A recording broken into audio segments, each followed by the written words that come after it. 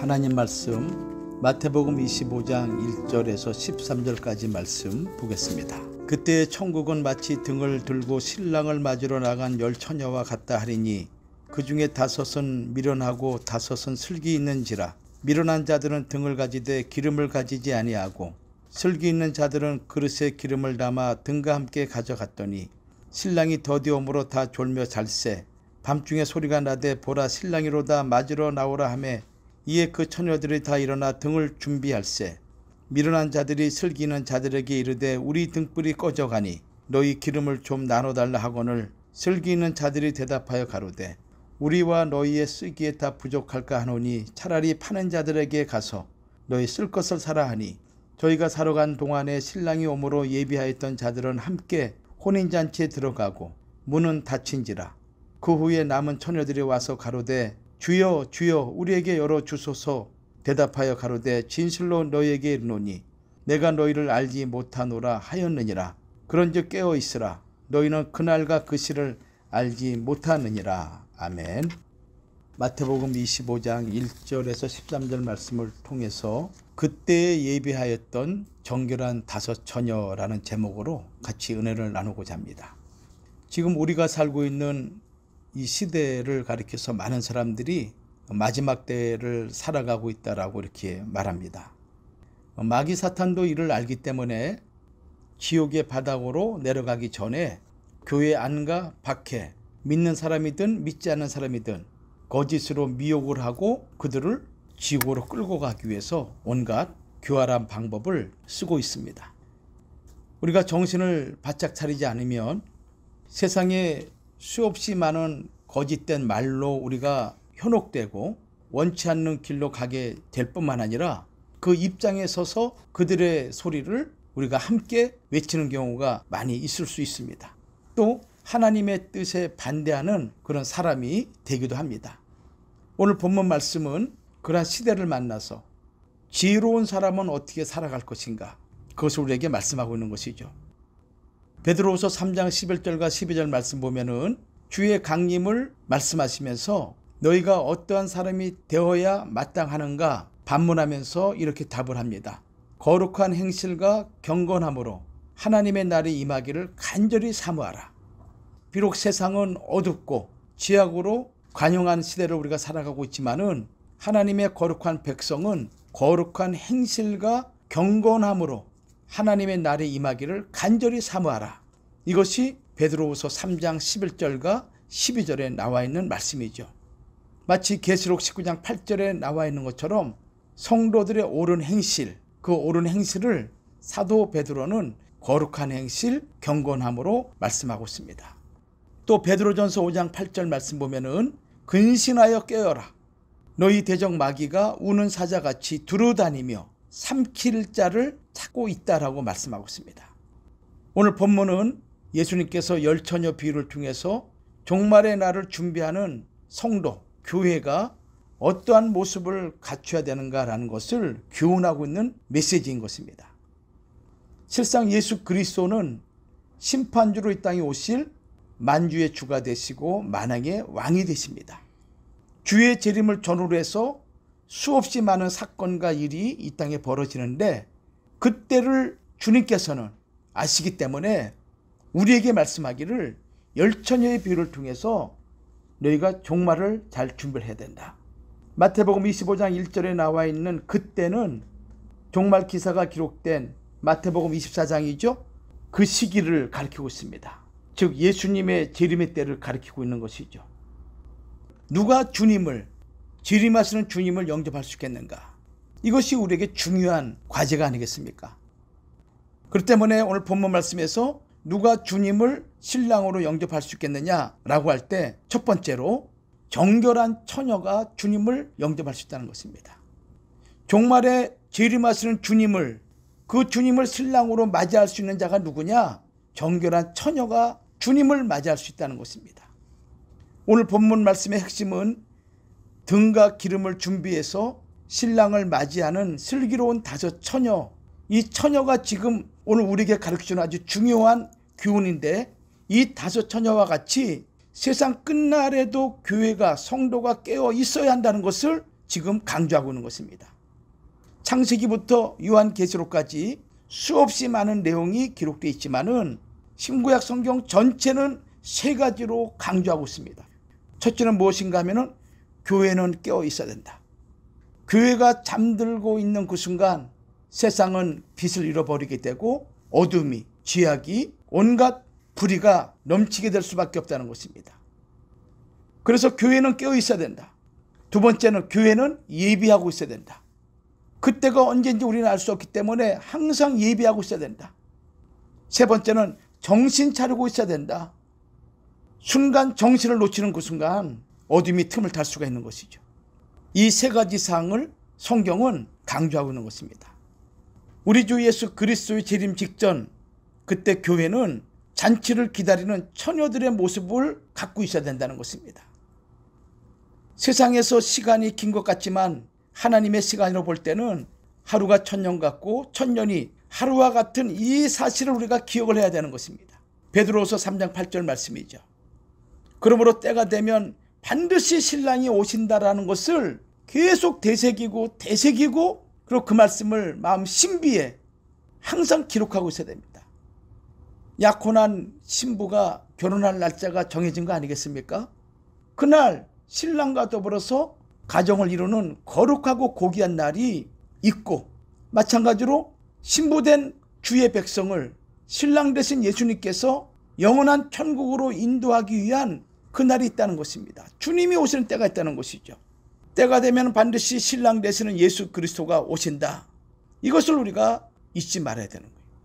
신부는 빛나고 깨끗한 세마포 옷을 입고 신랑을 맞이할 그때가 최대의 영광이고 최고의 행복한 순간인 것이죠.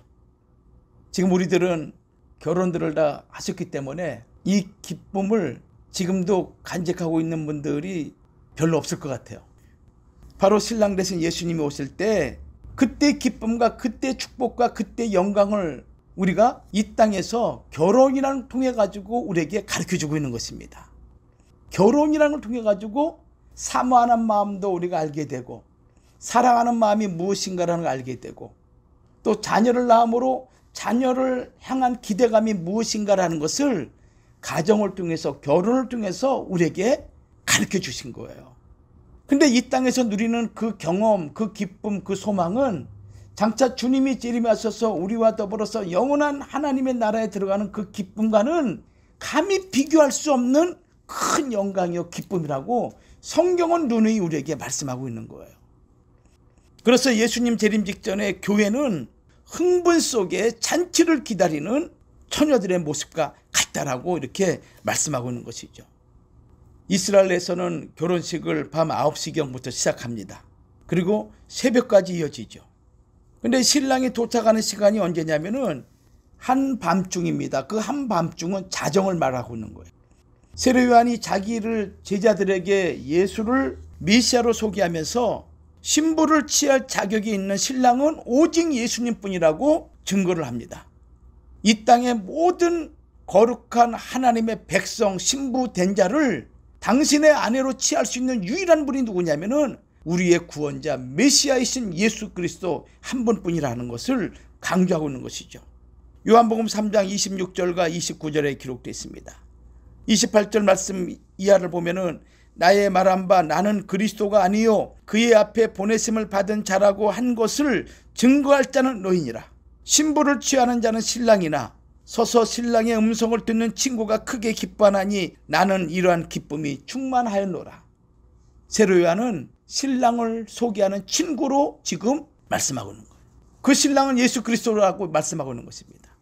마가복음 2장 19절에도 예수님 친히 자신을 영적 신부인 성도들의 신랑이라고 말씀하셨고 고린도후서 11장 2절과 에베소서 5장 22절과 27절 말씀 보면은 사도 바울은 그리스도와 교회 관계를 부부 관계로 비유하고 있는 것입니다. 특별히 고린도후서 11장 2절 말씀 보면은 사도 바울은 이렇게 말씀하고 있죠. 내가 하나님의 열심으로 너희를 위하여 열심을 내노니 내가 너희를 정결한 처녀로 한 남편인 그리스도께 드리려고 중매함이로다. 사도 바울이 고린도 교인을 향해서 정결한 처녀로 한 남편이시는 신랑 되시는 예수께 중매한다라고 말씀하고 있는 거예요. 지금 복음의 사역자들은 어떤 자들이냐? 성도들을, 신랑 되신 예수님에게 신부된 성도들을 중매하는 역할이 바로 주의 사역자들의 역할인 거예요. 여러분들을 정결한 처녀로 구비하고 준비하여서 신랑 되신 예수님을 영접할 때 조금도 부족함이 없도록 준비시키는, 그것이 교회의 사명이고 바로 교회가 그 일을 하는 거예요. 이 성경에서 약혼하다라는 것은 히브리어로 아라스라는 동사를 사용하고 있는데, 이 의미는 뭐냐면은 값을 지불하고 소유권을 얻다라는 뜻을 가지고 있어요. 약혼식에서 신랑이 신부에게 건네주는 선물과 관련되는 것이죠. 그에 비하여 결혼은 데려오다라는 의미로 히브리어 라카흐라는 단어를 쓰고 있어요. 이 라카흐는 에녹과 엘리야를 이 땅에서 하나님의 나라로 끌어올릴 때 사용한 단어가 라카흐인 거예요. 신랑이 신부를 신랑의 제보로 데려올 때 쓰는 단어가 라카흐라는 거예요. 성도는 예수 그리스도와 약혼한 거룩한 존재인 거예요. 그러므로 신부된 우리들은 정결을 항상 유지를 해야 되는 거예요. 다른 것에 의해 가지고 더럽혀지면 안 되는 거예요. 세상에 있는 어둠, 세상에 있는 죄악, 세상에 있는 불의, 세상에 있는 모든 악한 것으로부터 정결하고 깨끗하게 유지해야 되는 거예요.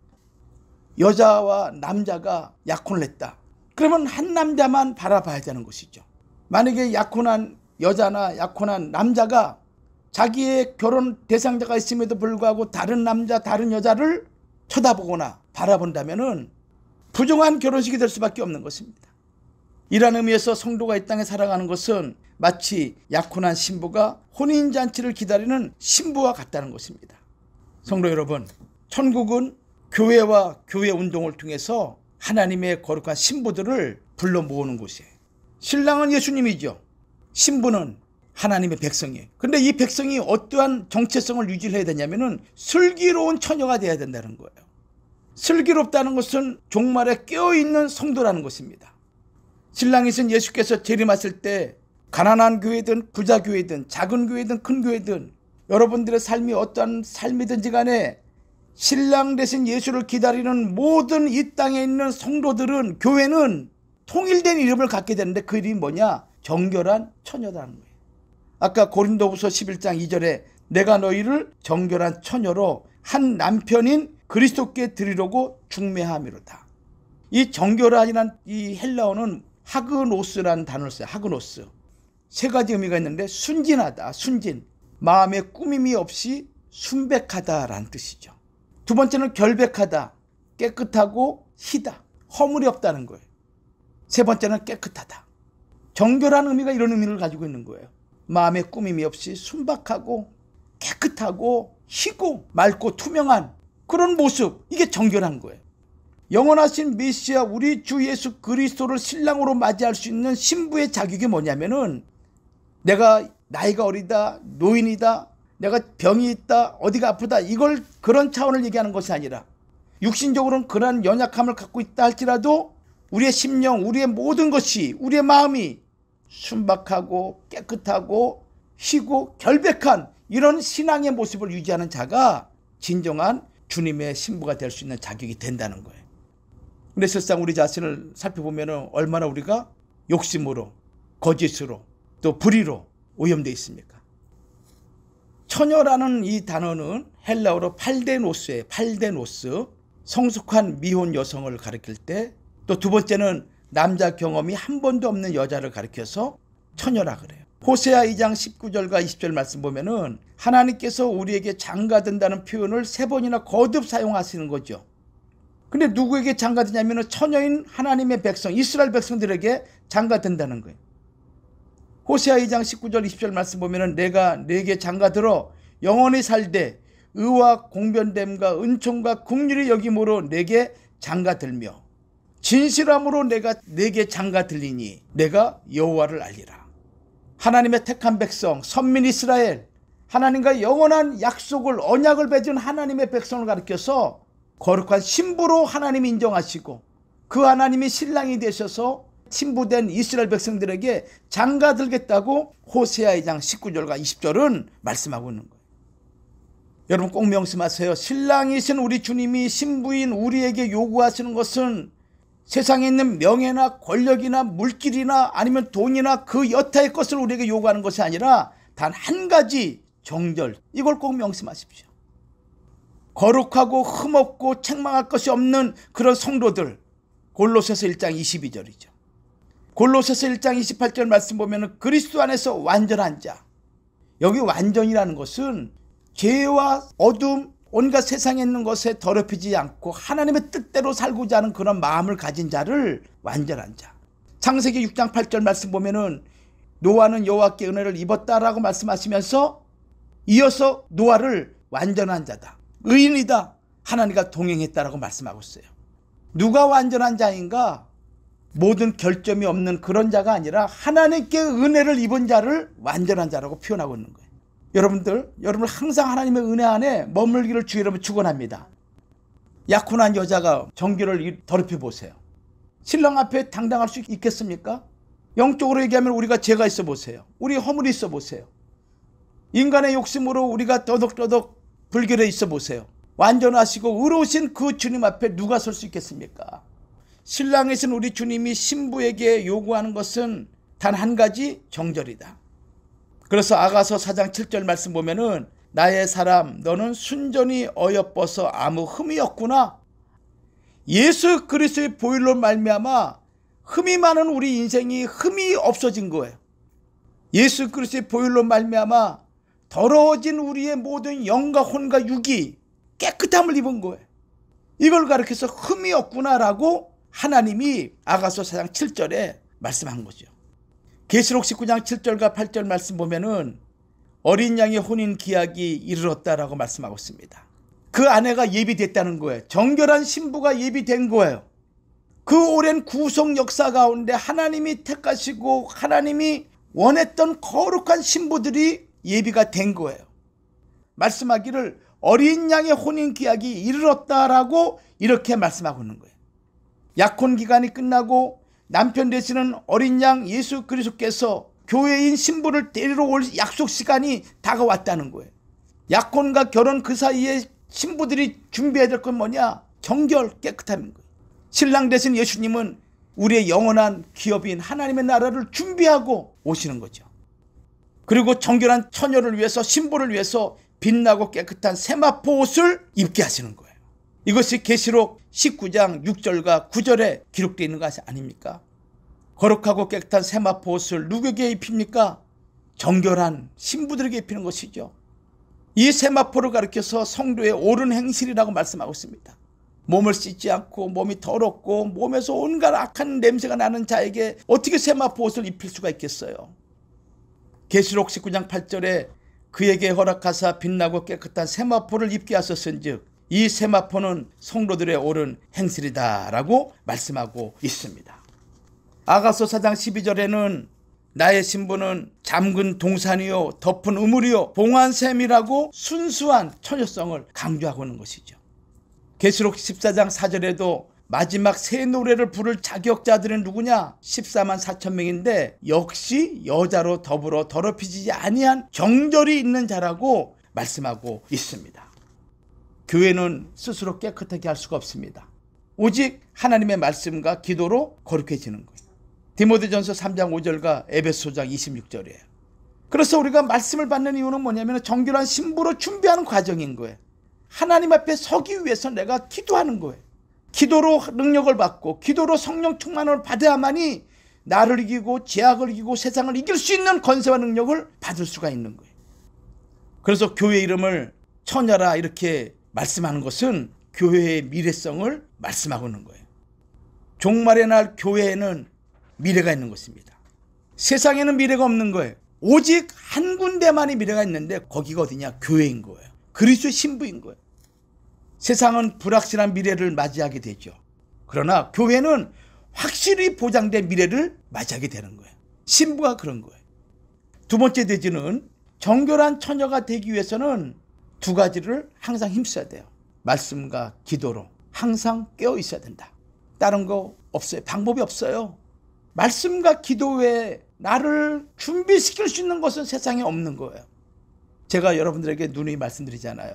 전쟁이 나고 핵폭탄이 떨어지고 홍수가 나고 지진이 나는 이런 것을 방어하기 위해서 부자들, 권세자들은 별도의 큰 집을 짓고 또 어떤 산 아니면 어떤 지역에 자기와 자기 가정을 보호하기 위해서 은신처를 마련하고 있다 하지만은 죄가 있는 이상 그런 은신처와 보호처는 영원한 보호처가 되지 못하는 거예요.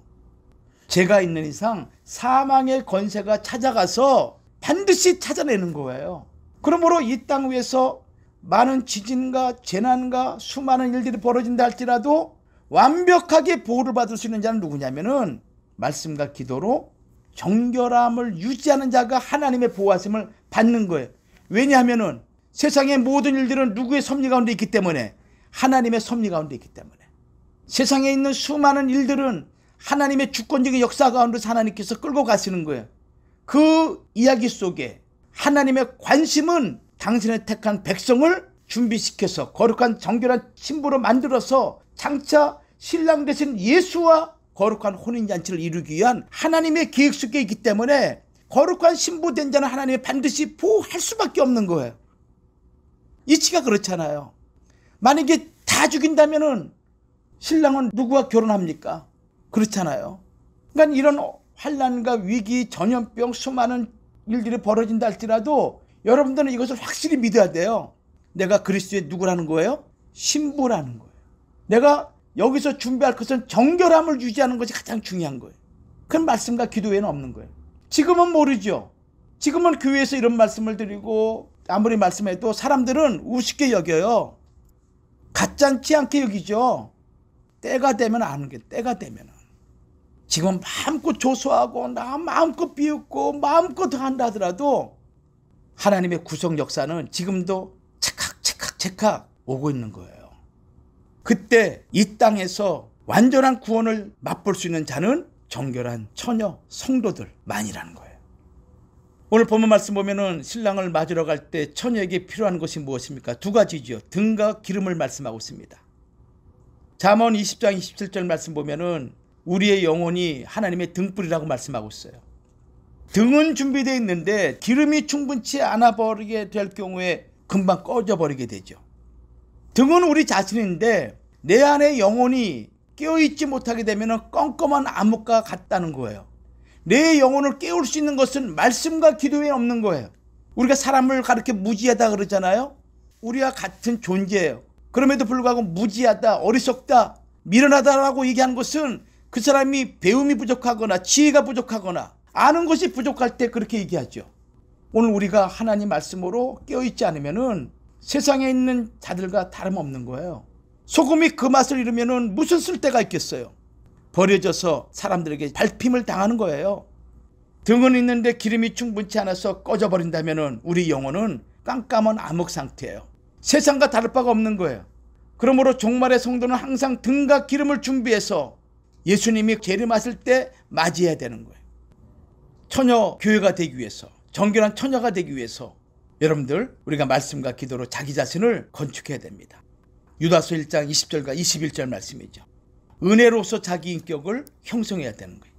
그렇지 않으면 주님께서 도적같이 오실 때 자기 옷을 입지 않고 벌거벗은 채로 부끄러움을 당할 수밖에 없다는 것을 우리는 항상 명심을 해야 된다는 것입니다. 옷을 더럽히지 않는다. 이것은 신앙을 지키고 행함이 있는 믿음의 사람이라는 것을 가르쳐주고 있습니다. 마태복음 25장 10절과 12절 말씀 볼 때 10처녀 모두 종말에 속해 있었죠. 그러나 미련한 5처녀는 종말의 낙오자가 되고 말았습니다. 등불을 준비한 것도 등을 준비한 것도 동일했습니다. 다만 무엇이 문제냐면은 기름이 없었던 거예요. 5처녀는 미련하다고 말씀하는데 그 미련함이 무엇인가 하면은 기름을 가지지 않았다고 25장 3절은 말씀하고 있고 5처녀는 슬기롭다고 말씀하고 있는데 그 슬기로움이 무엇인가 하면은 기름을 담아 등과 함께 가졌다라고 말씀하고 있는 거예요. 신랑이 더디어 오므로 다 피곤해서 졸았습니다. 이것도 동일했어요. 밤중에 소리가 나는 것을 듣고 다 일어났습니다. 동일했어요. 결정적인 순간은 뭐냐면 그 껌껌한 밤에 신랑이 오는데 등불을 켜고 맞이해야 되는데 등도 있고 다 일어나고 준비했는데 기름이 없는 거예요. 기름이. 미련한 5은 기름을 사러 간 동안에 문이 닫혔고 그들이 늦게 와서 문을 열어달라고 두드렸지만은 신랑 되신 예수님은 나는 너를 도무지 알지 못한다라고 이렇게 말하므로 기다렸던 그 시간들이 아무것도 아닌 것 같이 허망하게 끝나고 말았어요. 그러나 슬기로운 다섯 처녀는 등과 함께 그릇에 기름을 가득 담아가지고 그 밤이 다 지나가도록 불이 꺼지지 않는 거예요. 여러분 자신들이 있어요? 내 안에 하나님 말씀으로 밝힐 그런 능력이 우리에게 있냐 이거예요. 그릇은 그리스도인의 마음이죠. 그릇에 담은 기름은 바로 성령과 말씀을 얘기하고 있습니다. 요한복음 20장 31절에 성경을 기록한 목적 세 가지, 예수님에 대해서 알게 하기 위함이고 믿게 하기 위함이고 세 번째는 영생을 얻게 하기 위함이라고 요한복음 20장 31절을 말씀하고 있어요. 마지막 종말 때 성도들이 우리 영혼의 등불이 꺼지지 않기 위해서 성령의 검 하나님 말씀을 가져야 된다고 말씀하고 있습니다. 우리 속에서 말씀하시는 자가 하나님의 성령이라고 마태복음 10장 20절에 말씀하고 있고 시편 119편 105절 주의 말씀이 내 발의 등이요 내 길의 빛이다 이렇게 말씀하고 있어요. 여기 슬기롭다, 이 슬기롭다라는 이 단어는 빈틈이 없다, 공손하다, 겸손하다라는 뜻을 가지고 있어요. 신중하다, 어떤 일들을 하더라도 무겁게 신중하게 생각하면서 사리분별 바르게 일을 처리하는 거예요. 이게 슬기로운 여자예요. 교회도 슬기로운 여자들이 필요한 거예요. 빈틈이 없이 신중하게 겸손하게 무겁게 사리분별을 바르게 하는, 이것은 학력과 지식의 문제가 아닌 거예요. 바로 말씀을 잘 깨닫느냐 못 깨닫느냐, 이것이 슬기와 미련을 구분하는 기준이 되는 거예요. 미련은 어리석은 우둔한 그런 뜻을 가지고 있습니다. 이 미련한 처녀의 결정적인 실수가 뭐냐면은 때를 분별하지 못한다는 거예요. 그러니까 기름을 준비하는 시작도 늦게 되는 것이죠. 신랑 되신 예수님은 밤중에 옵니다. 오늘 본문 말씀 보더라도 밤중에 오지 않았습니까? 25장 6절에 밤중에 소리가 나되, 이 밤중은 밤 12시예요. 그때 주님이 오시는 거예요. 밤중은 자정 12시를 말하는데 이때는 불법이나 강간이나 폭력과 성적인 타락, 음란, 강도가 활개를 치는 때를 가리켜서 자정 12시 밤중을 얘기하고 있어요. 그래서 인자가 임할 때 노아 때와 같지 않느냐라는 것은 노아 때와 같이 사람이 생각하는 것마다 악을 생각하고 마음에서부터 그냥 온갖 죄악이 가득한 거예요. 선이라고는 찾아볼 수 없는 거예요. 악함이에요. 결론 맺습니다. 우리는 많은 얘기를 들어요. 수없이 많은 정보를 보고 듣고 많은 얘기를 들어요. 그런 얘기가 우리를 정결하게 만들어주지 않아요. 오히려 우리를 더 불안하고 두려워하게 만들고 공포 가운데 적게 만들죠. 지금 이 시기에 신부된 우리, 내가 진정한 예수 그리스도의 신부라면은 정결한 신앙의 자세를 유지를 해야 되는 거예요. 근데 그 정결함은 어디에 있습니까? 하나님 말씀과 기도에 있는 거예요. 그러므로 참된 성도는 어려운 시기와 위험을 만났을 때 하나님 앞에 나와서 은혜 보좌 앞에 담대히 나가 그때마다 주시는 그 은혜를 맛봐야 되는 거예요. 그것이 나를 정결케 하고 세상을 이길 수가 있고 모든 우한 질구에서 승리할 수 있는 은총을 가져다 줄 줄 믿습니다. 그런 은혜를 여러분들 누리시기 바랍니다. 오직 말씀에만 주목하세요. 오직 기도에 열심을 다하세요. 하나님 말씀 읽기에 열심을 다하세요. 그러면 하나님 주신 지혜가 있고 그 지혜를 통해서 우리가 피할 길 하나님이 주실 줄 믿습니다. 우리는 그런 하나님을 믿는 것입니다.